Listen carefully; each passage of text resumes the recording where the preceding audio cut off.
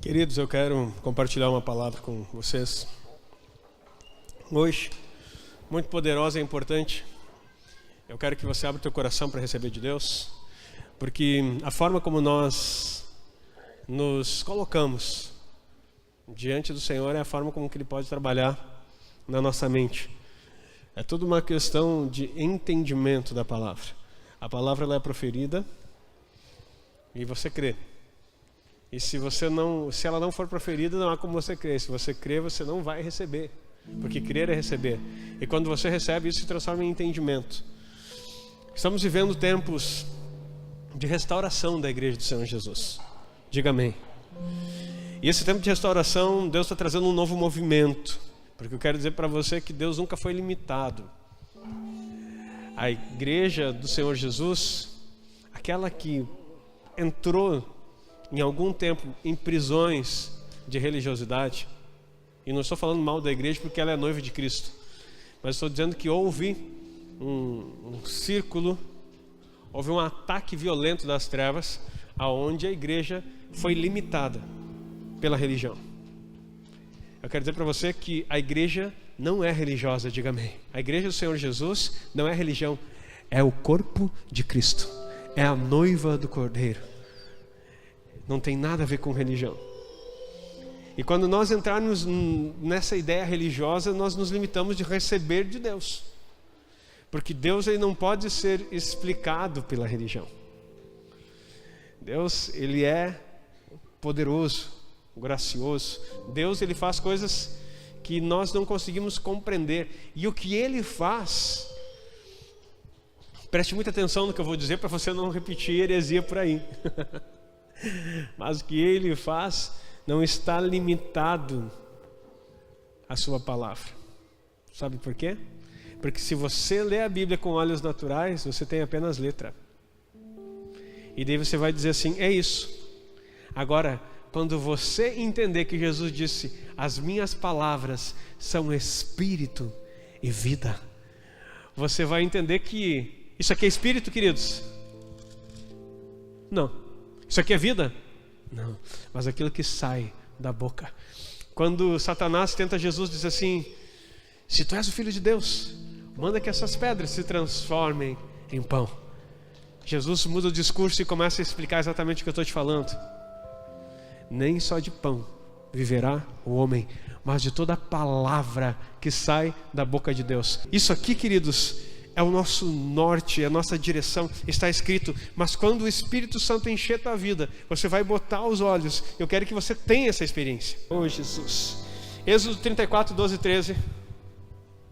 Êxodo 34, 12 e 13. Na verdade vamos começar no 10. No 10. Então disse, eis que eu faço uma aliança. Farei diante de todo o teu povo maravilhas que nunca foram feitas em toda a terra, nem em nação alguma. Queridos, é Deus ou não é Deus falando? Ah não, mas isso aqui tem um contexto, é para o povo de Israel. Não sei. Queridos, aprenda a viver o sobrenatural e deixar o Espírito Santo falar contigo. Eu vou ler de novo. Então disse, eis que eu faço uma aliança. Farei diante de todo o teu povo maravilhas que nunca foram feitas em toda a terra, nem em nação alguma. De maneira que todo esse povo em cujo meio tu estás, veja a obra do Senhor, porque coisa terrível é o que faço contigo. Coisa terrível que eu faço contigo. Tu está escutando, tu está lendo aí? Essa palavra é para você, é para mim e é para você. Guarda o que eu te ordeno hoje. Eis que eu lançarei fora diante de ti os amorreus, os cananeus, os heteus, os perizeus, os heveus e os jebuseus. Guarda-te de fazer aliança com os moradores da terra onde hás de entrar, para que não seja por laço no meio de ti. Mas os seus altares derrubareis, e as suas estátuas quebrareis, e os seus bosques cortareis. Bosques aqui, os seus postes ídolos cortareis. Porque os bosques eram plantados árvores que faziam adorações. Que até hoje isso se repete ano a ano no meio cristão. entre aspas. E aí enfeitam com coisinhas e colocam um presentinho debaixo. Oferenda, querido. É exatamente o que se fazia naqueles bosques. Agora eu quero dizer para vocês, eu vou ler 4 aqui, porque você viu? Deus está dizendo assim, eu vou fazer coisas grandes no teu meio. Vocês vão ver coisas que ninguém jamais viu, nação alguma viu. Vai ser feito no meio de vocês. Olha só. Só para você, só 4 aqui. Heteus. Eu pulei 2 que eu não tinha visto, os amorreus e os cananeus, vou ficar devendo para vocês. Eu peguei só 4. Mas olha só. Deus disse, eu vou remover. Olha o 11, guarda o que eu te ordeno hoje, e eis que eu lançarei fora de diante de ti os amorreus, os cananeus, os heteus, os fariseus ou perizeus, os heveus e os jebuseus. Como eu esqueci 2 aqui que estava na outra página, e só olhei 4, olha para você entender. Sabe o que significa heteu? Medo, terror. Eu vou lançar de você fora o medo e o terror. Hoje, se você cumprir o que eu estou ordenando e fizer o que ele mandou fazer? Não fazer aliança com esses povos que habitam na terra onde você está. Quebra os altares, remova os altares, tira os postes ídolos na tua casa. Eu vou fazer algo para você. Eu vou remover o medo e o terror da tua casa e do teu território. Diga amém. Fariseu significa país aberto. Mas esse aberto não quer dizer aberto para, quer dizer sem proteção. Como se eu falava no treinamento que o altar é como um aeroporto, aonde os espíritos podem pousar ao aceno do ser humano, sejam eles do bem de Deus ou espíritos malignos. Quem constrói, eles só podem agir na terra pela sua autorização. Não é bem assim, é assim, sim. A palavra diz isso. Deus, para agir, precisa de um homem que sinalize para ele e ele possa vir. Que o teu reino venha. Seja feita a vontade na terra como é no céu. Uma boca que clame. Clame a mim e responder-te-ei. Mostrarei coisas grandes que você não sabe. Precisa de uma boca que clame. Precisa de alguém que sinalize. Então, um país aberto quer dizer o quê? Quando é um aeroporto, se você já teve a experiência de viajar de avião, se ele está aberto, é só pousar. Se ele está fechado, você não pousa. E se você tentar pousar, vem a aeronáutica do país e abate o avião. Quando ele está dizendo aqui que vai tirar os fariseus ou perizeus, essa bagunça que está aberta aí por altares e tocando o terror no teu território, eu vou remover em nome de Jesus. Você está recebendo essa palavra? Heveus, olha que coisa tremenda para a nossa cidade. Heveus significa limitado e que julga. Aí você vê, quando falamos a respeito da nossa cidade, tem uma mentalidade muito limitada em coisas, e o que mais se tem, a gente vê aqui, isso é um altar, queridos, é julgamento. Julga aquele, julga aquele, julga aquele, julga, fala sem conhecer, fala, inventa história, faz um monte de coisa. Ei, se Deus mostrou hoje, marca a data, porque que Ele começou a remover isso. Ai meu Deus, não sei se você está entendendo o que eu estou falando. Se Ele mostrou, é porque hoje começou o momento em que Ele vai remover dessa cidade, da sua vida, da sua casa, da sua geração, da sua família. Aplauda o Senhor e faça alguma coisa. Ele vai mudar o destino do nosso território. Chega de julgamento, chega de limitação. Deus vai expandir a nossa mentalidade a respeito do reino, a respeito do Espírito. Se você crê nisso, se você receber isso, Ele só precisa de uma mente que creia, alguém que sinalize, e Ele vai mandar os seus anjos, pois dará ordem ao seu respeito. Eita glória! Deus quer fazer coisas tremendas.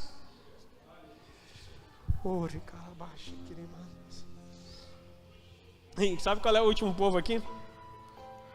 Jebuseu. Sabe o que é Jebuseu? Lugar que é pisado.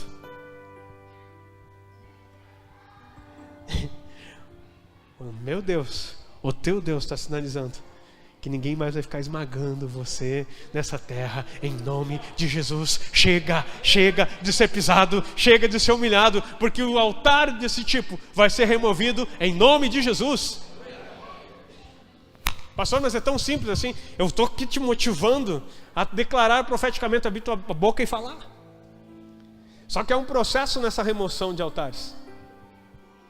E o tema dessa palavra está falando sobre altares, destruindo altares familiares e territoriais. Agora que eu vou começar a pregar. Até agora eu só estava querendo chegar a você e concordar com o que a palavra está dizendo e declarar. Porque tua boca fala do que o teu coração está cheio. E se você começar a declarar, as coisas vão mudar. Vamos para outro texto agora. Coloca lá para nós, Gênesis 12, verso 1. Ora, o Senhor disse a Abraão: sai da tua tenda e da tua parentela e da casa do teu pai para a terra que eu te mostrarei. Sai da tua terra. Lech lechá é a palavra em hebraico. Lech lechá, que também significa saia para você mesmo. Isso é uma palavra poderosa. Lech lechá. Abraão, saia para você mesmo. Tu não sai por ninguém. Tem gente preso em altares familiares, querendo, tá casado, tá barbado, tá idoso. E se os pais ainda estão vivos, estão querendo fazer a vontade dos pais, ou ainda querendo honrar pai que já morreu. Não, pastor, mas isso não é o quarto mandamento? Honra pai e mãe. Se eles têm altar estranho, não. Se tem altares, não é honra, é desobediência a Deus. Queridos, altares não são brincadeira. Não é para você ter medo, é para você ser liberto. Amém? Você precisa entender as coisas que Deus quer libertar. Então nós precisamos remover. Ei, sai da tua terra, sai para você mesmo. Essa libertação é para você. Deus quer que você mesmo seja livre. Não é para agradar o pastor, não é para agradar no vizinho, não é para o pessoal te achar bonitinho na igreja, não é para te ser mais especialzinho. É para você sair para você mesmo. Sai da tua terra. Por que sai da tua terra? Talvez você não saiba, mas Terá era cananeu. Era dessa herança desse povo. E era idólatra. Já contei aqui. E posso repetir se você quiser. Quem lembra da história do pai de Terá, pai de Abraão? Que ele tinha uma tenda de idolatria? Poucos. Mas eu ia contar igual de novo. Então, conta um conto judaico que Abraão, Terá, tinha uma tenda que ele vendia ídolos. Isso é real. Ele trabalhava nisso, esse era o ofício do pai dele. E aí um dia ele deixa Abraão para cuidar de todos os ídolos ali e deu a recomendação. Fica aqui no balcão de espera. Esse aqui é acrescentares do Agnaldo, né? Mas fica aqui esperando na recepção. Quando chegar alguém aí para trazer uma oferenda, tu pergunta para qual ídolo que tinha dentro da sala, você lá e vai lá e oferece a oferenda. E Abraão diz para o pai dele: tá ok, entendi. Aí Terá sai e quando chega alguém para trazer uma oferenda, Abraão pega a oferenda e coloca no meio da tenda. Daí ele pega um pedaço de madeira, um pedaço de pau, e quebra todas as estátuas que estavam ao redor. E deixa a oferenda no meio. E daí volta lá para a recepção. Quando o pai dele chega e entra no salão, né, da tenda da idolatria ali, toma um choque. E diz assim: o que aconteceu aqui, meu filho? Diz assim: pai, é o seguinte... Chegou alguém aí, trouxe uma oferenda e disse que era para apresentar para o ídolo para o Deus mais forte que tem nessa tenda. E eu coloquei aqui no meio, eles começaram a brigar. E se quebraram tudo para ver quem era o mais forte. Daí o pai dele, né, num bom gauchês, assim, deixa de ser bobo, guri. Né? Tu sabe que isso aqui é pedra, pau. Eles não veem, não ouvem, não falam, não se movimentam. Como que tu diz que eles brigaram por causa de uma oferenda? Aí a célebre frase de Abraão: quem dera que os teus ouvidos ouvissem o que tua boca acabou de dizer. Queridos, a idolatria é um altar terrível que se torna igual àqueles que adoram. Sabe Aqueles que o adoram se tornam igual ao ídolo. Sabe por que na nossa nação ainda está limitado a entender sobre o tribunal celestial, sobre entender sobre visão, sobre arrebatamento, sobre profecia e um monte de coisa? E você me ouve falar algumas coisas que você fica dizendo assim, mas não é possível, coisa da minha cabeça. Por que a gente acha um monte de coisa? Porque ainda o nosso país se diz que ele é consagrado a um ídolo. E vocês sabem, chamam de padroeira da nossa nação. E todos que debaixo dessa bênção se colocam, se tornam igual o ídolo que adoram. Não veem, não enxergam, não ouvem, não falam, não se mexem. E na hora que Deus precisa falar aos nossos corações, os nossos ouvidos não ouvem. A nossa visão espiritual está bloqueada por causa da idolatria, por causa de um altar que se levantou. E sem você aceitar ou não, talvez os teus antepassados adoraram nesse altar e consagraram você. Não vou dizer o nome aqui, mas você sabe de quem estou falando. Mas existem vários nomes que agregam, que talvez seja até teu.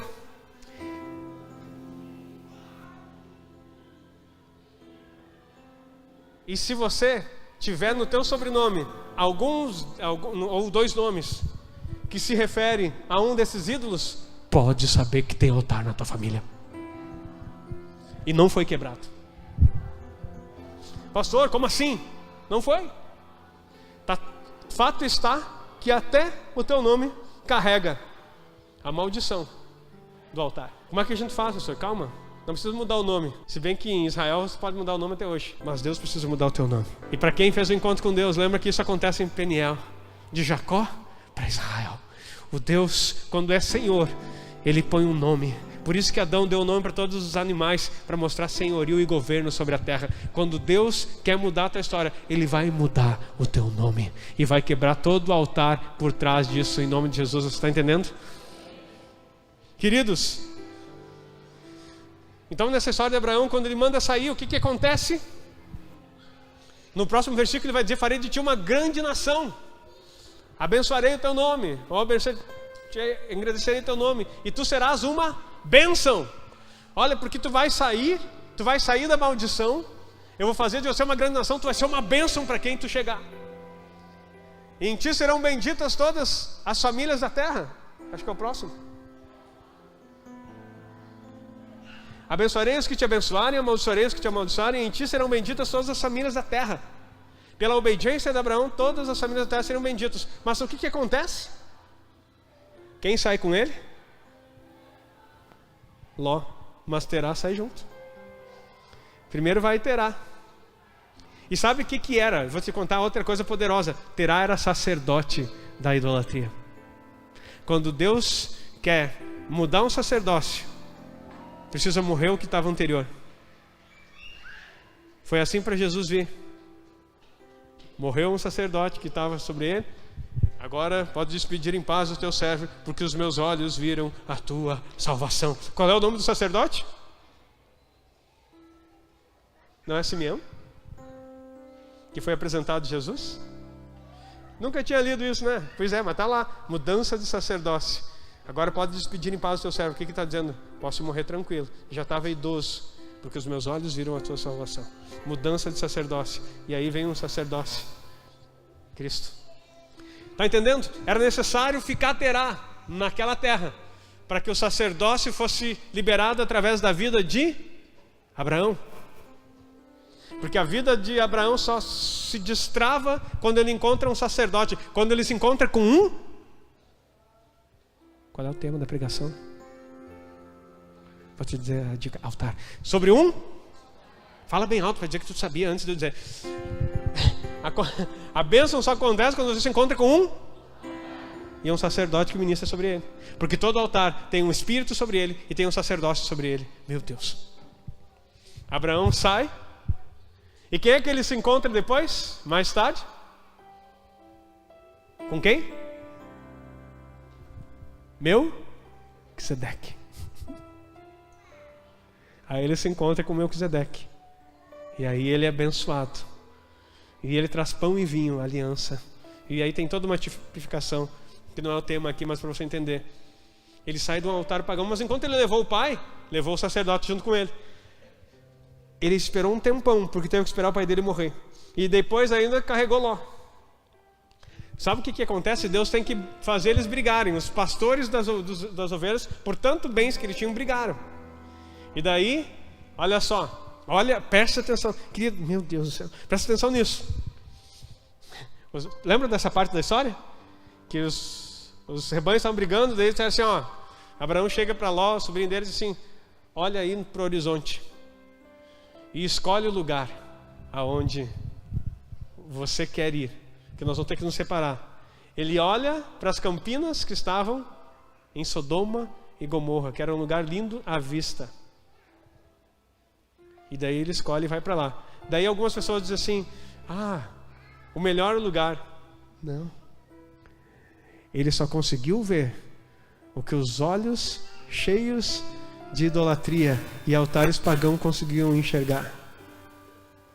Aquilo que parece, como diz em Provérbios 14, a caminho que quer o homem parece direito, mas o seu fim conduz à morte. E o que aconteceu? Provérbios já estava falando, né, para nós a respeito das coisas bíblicas que aconteceram. E o que aconteceu?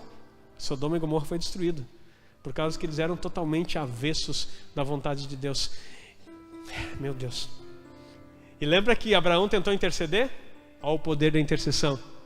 Se tiver um justo lá, não, se tiver 50 justos, não vou destruir. Se tiver, ele vai reduzindo, Senhor, não fique bravo comigo, mas se tiver 5 lá, não sei se é 5 ou 10 o último que ele faz, não lembro agora. Daí Deus diz, não vou destruir. Só que sabe o que acontecia? Não tinha um justo sequer. Por isso que a cidade foi destruída. Ei, igreja, sabe como é que a nossa cidade não vai ser destruída e o nosso país não vai ser destruído? Enquanto homens e mulheres se colocarem como um intercessor. Deus procura pessoas que venham representar a sua terra, o seu território, a sua casa, seu esposo, sua esposa, seus filhos, e comecem a clamar ao Senhor, não de qualquer jeito, como um desesperado que está gritando para um Deus que não pode ouvir, mas alguém que estrategicamente entende qual é o seu papel. Um intercessor. Eu vou te explicar algo sobre os tribunais celestiais aqui, poderoso. Um tribunal existe quem? Na centralidade de tudo, um juiz. Aí tem um advogado, que é de defesa. Quem é o nosso advogado de defesa? Jesus. Aí tem um promotor, que é o advogado da acusação. Quem é o promotor? Satanás. Quem é o que vai para o réu, mas não é culpado, mas que tem que sentar lá para discutir, apresentar as coisas no tribunal? Diga eu. Nós. Só que é só isso que tem. Tem o Espírito Santo, que é o oficial de justiça, a maior autoridade dentro de um tribunal depois do juiz. E ele que leva, ele pode levar as demandas, chamar, convocar, fazer um monte de coisa. E a boa notícia é que ele anda com você sempre. E o advogado é teu irmão mais velho, o juiz é teu pai.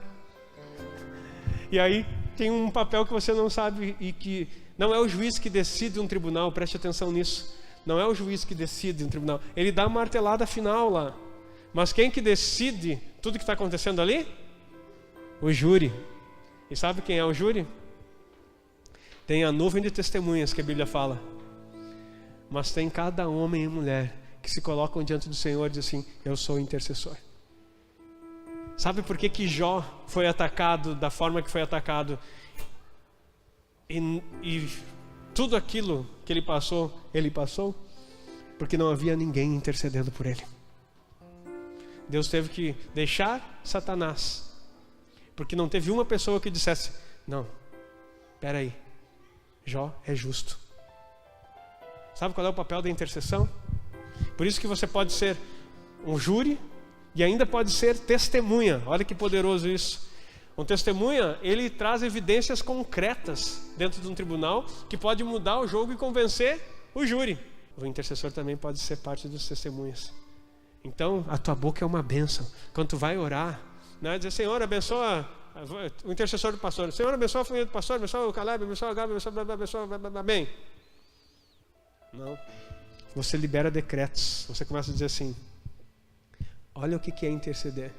Senhor, eu te agradeço, porque um dia o Senhor chamou pastores para cuidar das nossas vidas.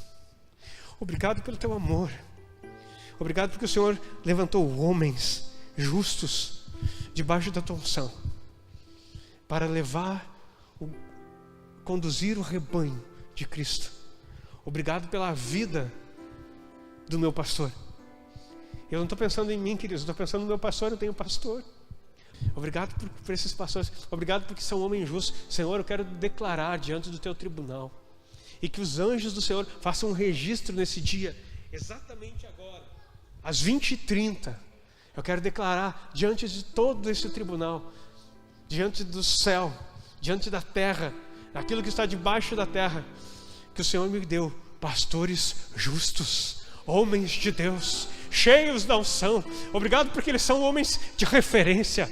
Eles são homens que fazem o diferencial no meu território. Obrigado porque, Senhor, um dia eles abdicaram de viver uma vida de qualquer outra forma para atender o teu chamado. E porque eles atenderam o teu chamado, ó Deus, o Senhor confiou multidões debaixo do cajado deles. Ó Deus, obrigado porque isso foi possível pelo sangue de Jesus. Obrigado, Deus, que através do sangue de Jesus esses homens são assim. E eu quero declarar hoje, diante dos teus tribunais, que esses homens são homens de referência, homens relevantes, que o Senhor dê vida, longevidade, e que tudo que está escrito no livro de destino desses homens não seja barrado por nenhum intento maligno, por nenhuma seta do diabo. Que tudo aquilo que o Senhor disse a respeito desses homens, eles possam cumprir nessa terra, e que eles possam viver longos dias, morrer em boa velhice, no momento em que eles desejarem encontrar com o Senhor. Você intercedeu. Agora, quando vier o inferno dizer, aí o advogado entra em ação. Eu queria chamar aqui os testemunhas, que venham os primeiros testemunhos. A acusação de um promotor é destruído pela palavra de um testemunho. E se são vários testemunhos, e daí imagina só, vem um e diz assim: ele é justo, ele é homem de oração, ele é homem santo, ele é marido de uma só mulher, ele cria seus filhos na disciplina do Senhor, ele é fiel em todos os seus tributos, ele não sonega, ele não rouba, ele nunca fez nada ilegal na sua vida, e tudo que ele mexeu e investiu financeiramente, ele deu primícia, dízimo e oferta. Tudo que ele fez, Senhor, não é o dinheiro, as finanças, as casas, os bens, não tem nada dele, porque desde que ele sonhou, ele consagrou para ti. Isso é testemunha. Sabe o que Satanás dá? Mas não, posso chamar outro testemunha? Vem outro testemunha no céu. Esses são os intercessores. Eu quero dizer para você, querido, nós precisamos ter identidade. Pessoas que amam, são pessoas que nos representam. Ande com pessoas e você vai criar intercessores. Porque intercessores, ninguém fala de ninguém. Eu sei que isso é desafiador para a nossa mente humana, mas nós estamos falando de coisas espirituais. Vamos para o último texto aqui. Se Abraão tivesse abandonado a família, os altares do pai dele, e não tivesse tentado levar junto, quer dizer para você, você vai ter que cortar laços familiares que não são bênção para você.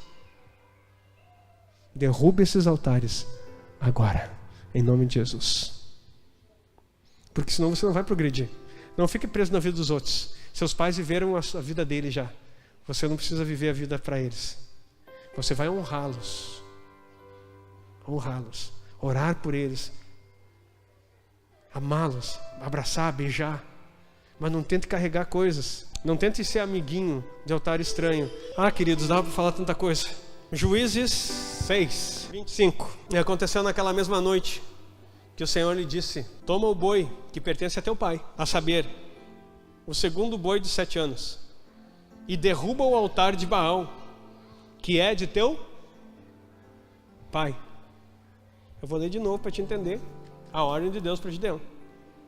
E aconteceu que naquela mesma noite que o Senhor lhe disse: toma o boi que pertence a teu pai, a saber, o segundo boi de 7 anos, e derruba o altar de Baal, que é de teu pai, e corta o bosque que está ao pé dele. O bosque são essas árvores de consagração a ídolos. E edifica ao Senhor, teu Deus, um altar no cume deste lugar forte, num lugar conveniente, e toma o segundo boi, e oferecerás em holocausto com a lenha que cortares do bosque. Ai, Jesus. A plantação dos idólatras virou lenha para a fogueira santa de Deus, para remover os altares. Então olha só, tu vai cortar, tu vai derrubar esse altar a Baal, que é do teu pai. Tu vai pegar um boi dele, porque ele que botou. Então pega um boi dele. Pegar um boi, hoje talvez não tenha tanto significado, mas na época era uma posse muito importante de se ter. Ele valia muito. Então ele pegava um boi de 7 anos e tu vai lá e vai desfazer o altar. Aprenda um princípio: nenhum altar é desfeito sem sacrifício. Nenhum altar é desfeito sem sacrifício. Falei aqui sobre oferta de remissão, não é o tema dessa noite. E daí sabe o que o inferno faz? Fica dando essas ofertas para enriquecer pastor. Ah é? Se converteu agora? Vai virar crentinho e deixar teu dinheiro na igreja? Idiota. Quem ouviu coisa semelhante já na vida? Levanta a mão. É? Só que o idiota que te chama de idiota não conta que ele entrega boi, que ele entrega filho, que ele entrega esposa, que ele entrega paz, que ele fica de molho em banheiras de sangue por 7 dias, 3 dias, que ele faz um monte, ele não conta isso. E isso é tudo de graça. Não, eles não contam. Eu fiquei sabendo de um trabalho que foi feito, e não vou falar nada aqui, só para explicar para você, que o cidadão vendeu um carro que ele tinha, e não era carrinho, e investiu todo o dinheiro para fazer um trabalho para matar a outra pessoa. Aí quando Deus manda o fiel entregar um carro, e fica tranquilo que já teve ofertório aqui, não vou pedir nada para você, para te ficar, e agora ele vai pedir meu carro. Não, querido. Então, quando Deus manda dar o carro, capaz, não. Aí eu vou orar para ver se é. Para a bênção, não precisa nem orar, ele já chega com a mãozinha assim, ó, para receber. Agora quando Deus fala alguma coisa para entregar, não, eu vou orar para ver se é de Deus, pastor. Tu acha que o diabo vai pedir oferta? Não, eu não sei, vai que é o inimigo me tentando aqui, né, que eu entregue uma oferta grande aqui na igreja, querido. Isso não tem cabimento. Tá entendendo como é que é a situação espiritual? E as pessoas fazem coisas horrendas. Tem gente que entrega filho, queridos. Isso não é brincadeira, isso é sério. Entrega filhos em altares. Desde o tempo da Bíblia, Moloque. Entregavam os filhos para ser queimados vivos no altar de Moloque. Para agricultura, para ir bem no não sei o que lá. E aí, nós achamos que o dinheiro se refere a...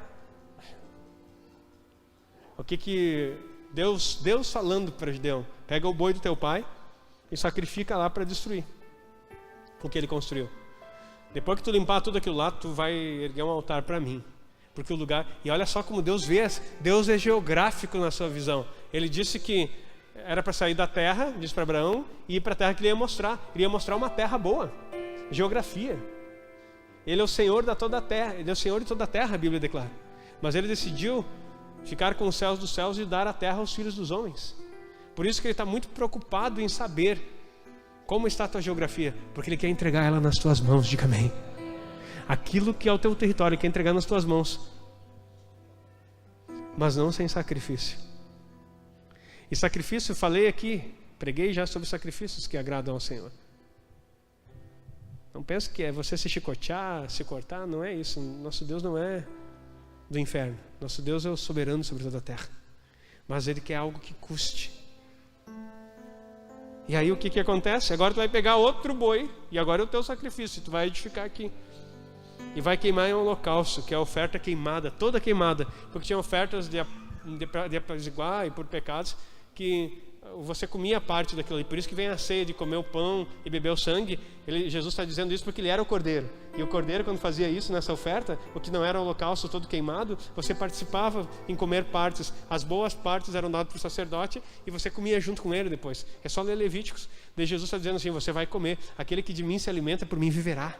O que os altares de Deus em Levíticos mostravam? que haveria um cordeiro que ia nos alimentar e nós viveríamos por ele. Tudo é sombra do que haveria de vir, diz a palavra. Desde o início foi altares. Então, quando você faz isso, você vai estar entendendo. E o bosque, aquilo que é abominação para o Senhor, vai ser queimado. E vai queimar ali para alimentar o fogo onde você vai oferecer o sacrifício para mim. Texto poderoso, queridos. Eu quero dizer para você. Então, o mundo tenta suprimir as ofertas. Eu quero dizer para você, não faça isso. Compreenda, cresça, amadureça. Deus quer fazer uma limpeza na tua geração. Tem coisas que você está carregando até hoje, queridos. Eu vou te dar outra chave poderosa aqui. Essa igreja vai ser uma igreja de libertação. E vai ser. Deus está sinalizando, está gritando para nós. Quem tem ouvidos para ouvir, ouça o que o Espírito diz às igrejas e à nossa igreja. Queridos,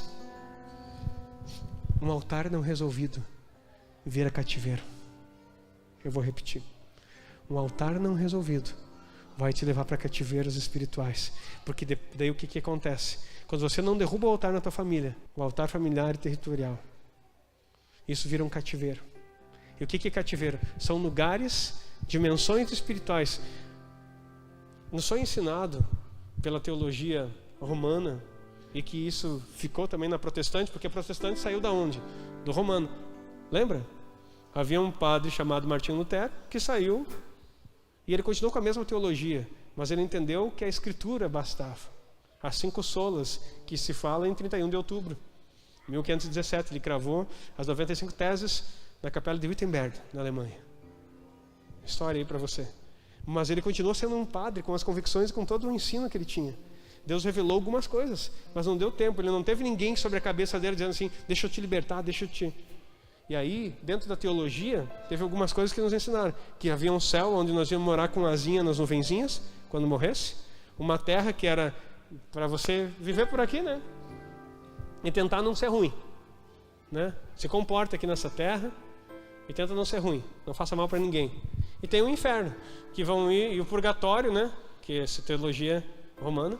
Que daí se tu for meia boca, né? Daí tu vai melhorando e de repente tu consegue ir para o céu. Aí se acenderem vela aqui para ti, se rezarem para ti, darem oferta, podem tirar a alma do purgatório. Quem já ouviu essa história? Se tu é brasileiro, tu ouviu? Porque essa é a raiz do ensino teológico do nosso Brasil. Só que eu quero dizer para você, céu, tenho falado isso aí, eu vou falar até tu cansar e decorar. Não é um lugar para onde você vai, é uma dimensão onde você está, diga amém. Céu, você pode estar no céu. Lembra da semana passada, acho que foi semana passada que eu preguei e disse, né, que Jesus disse, ninguém jamais subiu ao céu, senão o Filho do Homem, falando dele, que está no céu.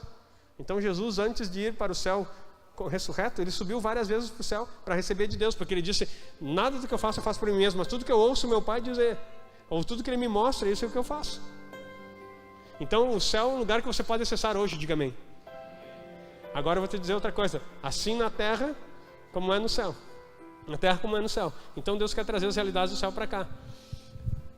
No outro lado da força, usando o sentido do filme aqui, eles têm a mesma coisa. Em cima como é embaixo. Tem até uma árvore. Não sei se você já viu essa figura. Em cima como é. É em inglês a frase, não sou bom no inglês. Então, em cima como é embaixo. Essa árvore tem uma árvore para cima e uma árvore para baixo. É o na terra como no céu deles. Seja feito no inferno como é, seja feito na terra como é no inferno.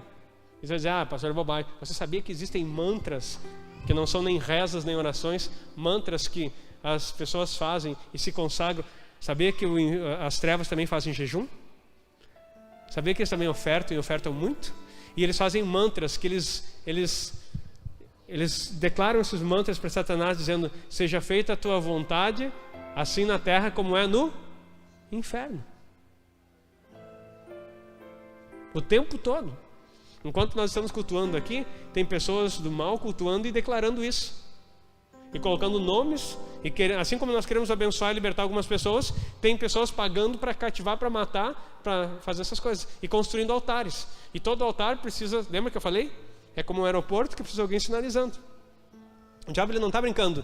Deus disse, Jesus falou, que o Satanás tem um reino. Jesus tem um reino. Amém?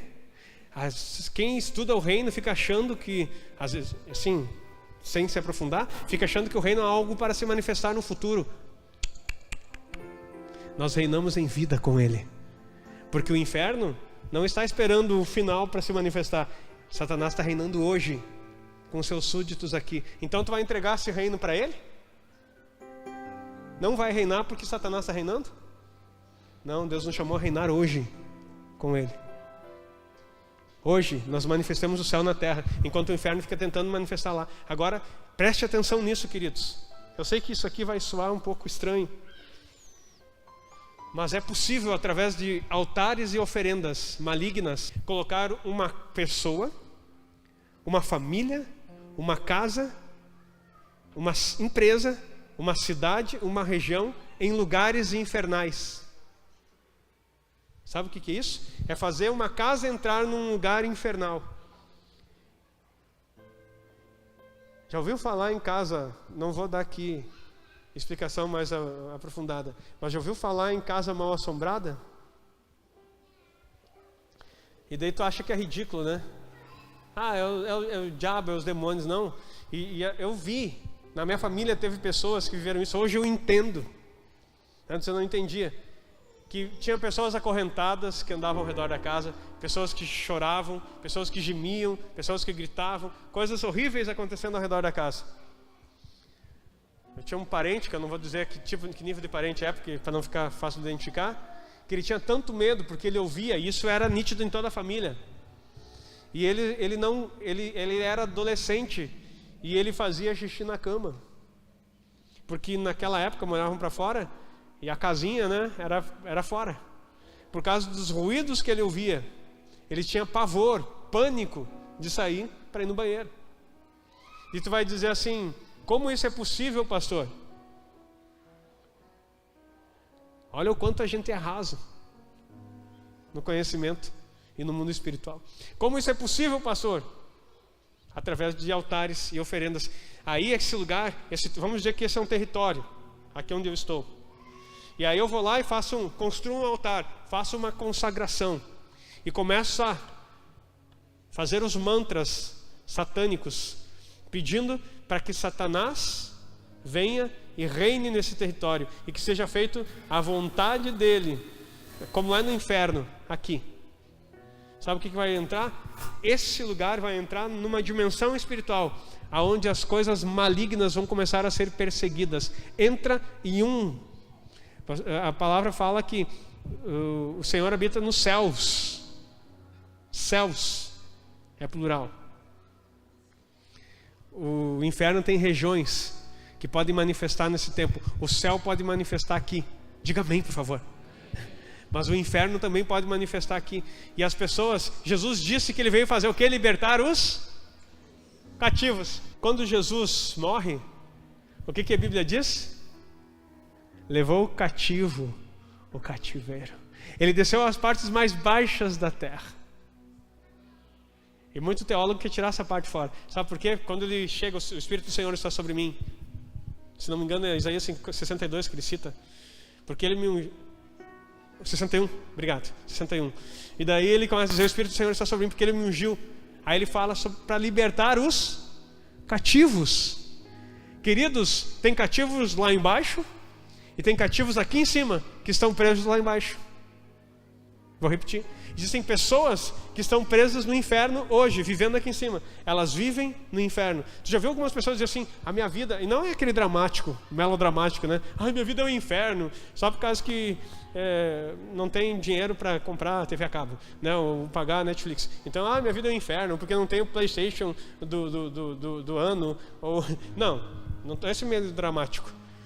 Já viu pessoas que elas são carregadas, pesadas e sofrem, e a vida delas é um inferno mesmo, e elas estão se destruindo, elas não conseguem entender o que está acontecendo, mas aí essas pessoas estão conversando com elas, elas veem vulto, elas veem coisa, manifestam não sei o que lá, é terrível. E daí o que acontece? É diagnosticado como um esquizofrênico.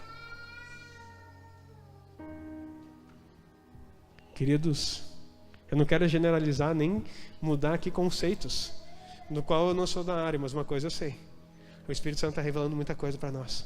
Isso se chama altares. E nós vamos entrar nesses lugares, diga amém, e libertar os cativos. Em nome de Jesus, começando por nossas vidas e nossa casa. Tudo aquilo que é repetitivo na tua vida são altares e precisam ser quebrados.